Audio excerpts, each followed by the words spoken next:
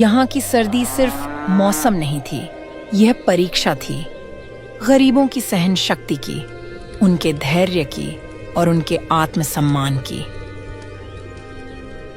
किशन और राधा इसी गांव के सबसे गरीब परिवारों में से एक थे। उनका घर मिट्टी का था और चूल्हा ज्यादातर बुझा रहता था। किशन, मैं हर रोज बच्चों की आंखों में वही सवाल देखती हूँ, आज खाना मिलेगा या नहीं। माँ होकर ये देखना सबसे बड़ा दर्द होता है कि मैं उन्हें भरपेट खिला नहीं पा रही। ठंड से उनका शरीर कांपता है और भूख से उनकी आत्मा। कभी कभी लगता है भगवान ने हमें भुला दिया है। नहीं राधा, भगवान हमें भूल नहीं सकता। शायद वो हमारी हिम्मत परख रहा है।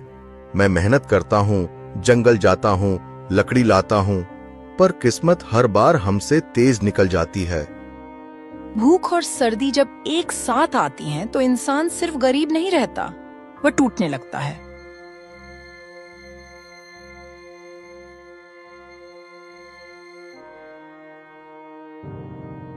अगले दिन किशन लकड़ी काटने के लिए जंगल की ओर निकल पड़ता है।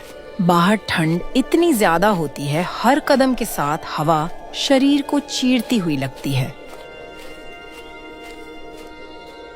आज हाथ खाली लौट गया तो बच्चों की आंखों में कैसे देखूंगा।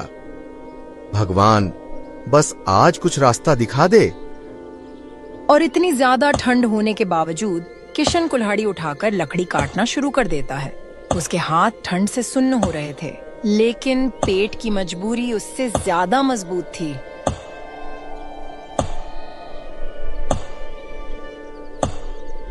किशन कुछ लकड़ियां बटोरकर घर की ओर चल पड़ता है। उसके हाथ ठंड से सुन्न हो चुके थे, लेकिन मन में यही सोच थी कि इन लकड़ियों से घर में थोड़ी गर्माहट आ जाएगी। घर जाते समय किशन की नजर पत्थरों के ढेर के पास रखे एक पुराने से चूल्हे पर पड़ती है। अरे, इस जंगल में ये चूल्हा कैसे आ गया और इसमें से इतनी गर्माहट भी आ रही है। एक काम करता हूं, इसे घर ले चलता हूं। राधा इसे देखकर बहुत खुश हो जाएगी।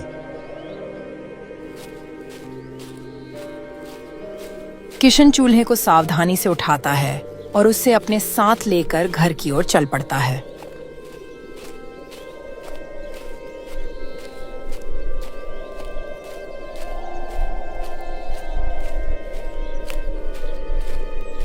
अरे किशन, ये लकड़ी के साथ इतना पुराना चूल्हा कहाँ से ले आए हो?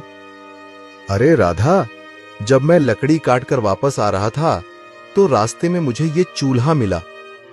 इसमें अजीब सी गर्माहट थी, ऐसी जैसे खुद आग जिंदा हो। इसीलिए मैं इसे उठा लाया। अच्छा किया। वैसे भी मुझे एक नया चूल्हा चाहिए ही था। चलो राधा, इस चूल्हे को जला लेते हैं और आग की गर्माहट में थोड़ी देर बैठते हैं। ठीक है, चलो। कम से कम आग की गर्माहट में थोड़ी राहत तो मिलेगी। तीनों थोड़ी देर तक आग की गर्माहट सेकते रहे। ठंडी हवा के बीच चूल्हे की आंच उनके हाथों और दिलों को थोड़ी राहत दे रही थी। फिर धीरे धीरे थकान हावी हो गई और वे उसी गर्माहट के सहारे सो गए। रात के सन्नाटे में जब तीनों गहरी नींद में सो रहे होते हैं, तभी अचानक चूल्हे से हल्की सी रोशनी निकलने लगती है। चूल्हे के अंदर से जादुई तरीके से गरम गरम खाना प्रकट हो जाता है। खाने की खुशबू धीरे धीरे पूरे कमरे में फैल जाती है। राधा, ये खाना यहाँ कैसे आ गया? पता नहीं किशन, पर मुझे लगता है ये सब इसी चूल्हे से प्रकट हुआ है।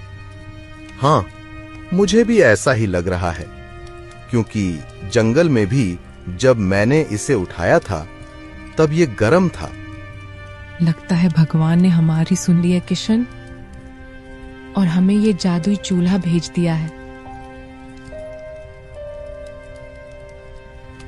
तीनों मिलकर वह खाना खाते हैं। भूखे पेट को पहली बार सुकून मिलता है और फिर से सो जाते हैं।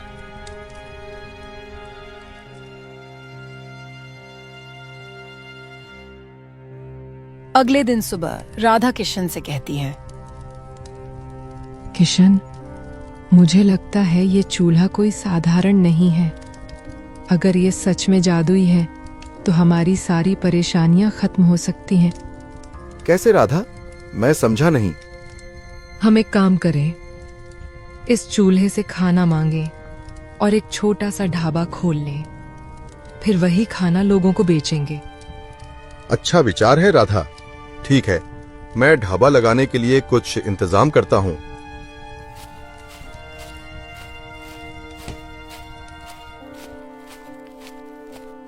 किशन ढाबा लगाने के लिए ठेला लेने सेठ मंगल के पास जाता है। सेठ जी, मुझे किराए पर एक ठेला चाहिए था। पैसे मैं महीने के अंत में दे दूंगा। ठीक है किशन, वैसे भी ये ठेला मेरे ज्यादा काम का नहीं है, तुम इसे ले जा सकते हो। बस महीने के आखिर में मुझे 200 रुपये दे देना। ठीक है सेठ जी, मैं महीने के अंत में आपके 200 रुपये जरूर दे दूंगा।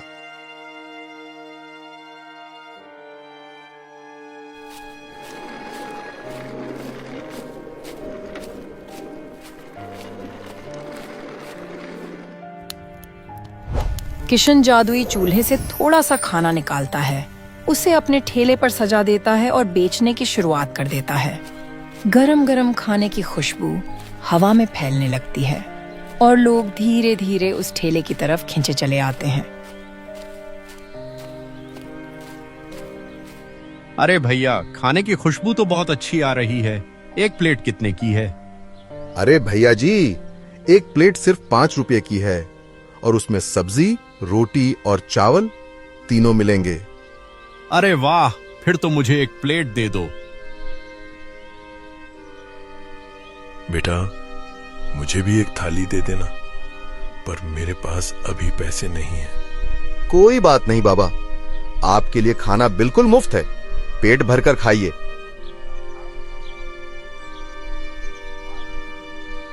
इसी तरह किशन रोज थालियां बेचता और जो पैसे नहीं दे पाते थे उन्हें बिना कुछ कहे मुफ्त में खाना खिला देता।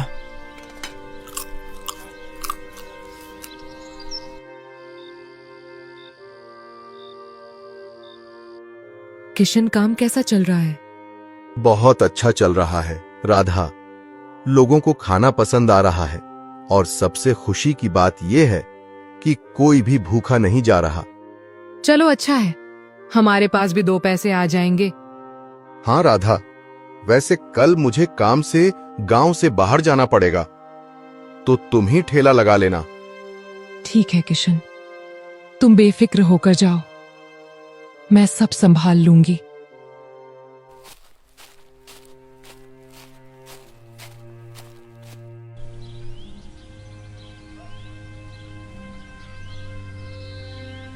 अगले दिन सुबह राधा अकेले ही ठेला लगाती है। थोड़ी देर बाद एक बूढ़ा आदमी धीरे धीरे राधा के ठेले के पास आकर रुकता है। बेटी, क्या मुझे थोड़ा सा खाना मिल सकता है? पर मेरे पास पैसे नहीं हैं बेटी। नहीं बाबा, मैं खाना मुफ्त में नहीं दे सकती। अगर ऐसे ही सबको मुफ्त में देने लगी तो हमारे बच्चों का क्या होगा? हम खुद भी तो इसी से अपना घर चलाते हैं। बूढ़ा आदमी चुप हो जाता है, उसकी आंखों में मायूसी उतर आती है। ठीक है बेटी, मैं समझता हूं। भूख सबकी एक जैसी होती है, चाहे अमीर की हो या गरीब की। बूढ़ा आदमी उदास मन से झुकी हुई नजरें लेकर वहां से धीरे धीरे चला जाता है।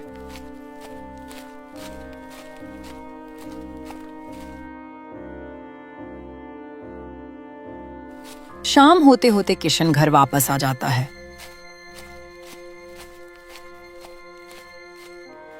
काम कैसा रहा आज राधा? अच्छा था किशन, आज मैंने सारा खाना बेच दिया। अच्छा, लेकिन आज ये चूल्हा बुझा हुआ क्यों है?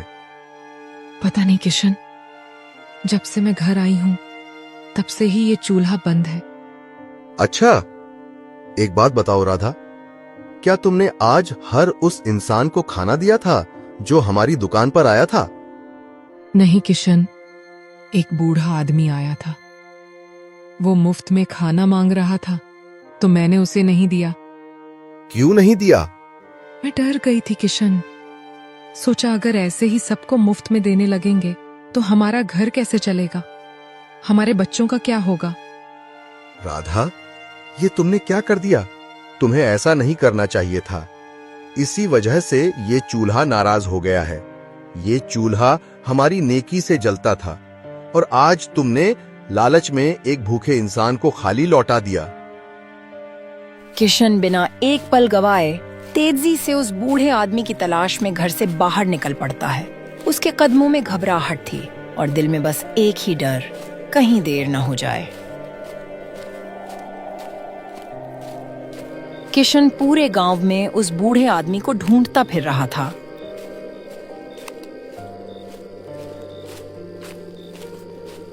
किशन की नजर उस बूढ़े आदमी पर पड़ ही जाती है। वह सड़क के एक कोने में थका हारा बैठा था, झुकी हुई गर्दन और खाली हाथों के साथ।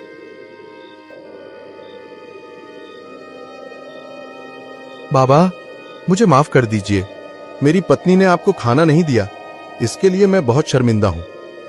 कोई बात नहीं बेटा, वैसे भी मैं रोज तुमसे मुफ्त में ही तो खाता था। एक दिन नहीं मिला तो क्या हो गया? बाबा, चलिए मेरे घर, वहीं जाकर खाना खाते हैं। मैं आपको खाली पेट नहीं सोने दूंगा।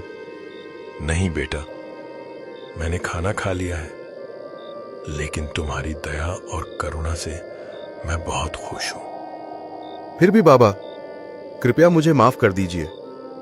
बेटा, मैंने तुम्हें माफ किया और तुम्हें ये वरदान देता हूं कि तुम्हारा जादुई चूल्हा फिर से जल उठेगा।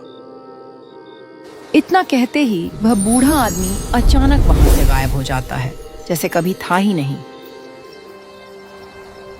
इसके बाद किशन ये ठान लेता है कि कोई भी गरीब, कोई भी भूखा इंसान उसकी दुकान से खाली हाथ नहीं जाएगा।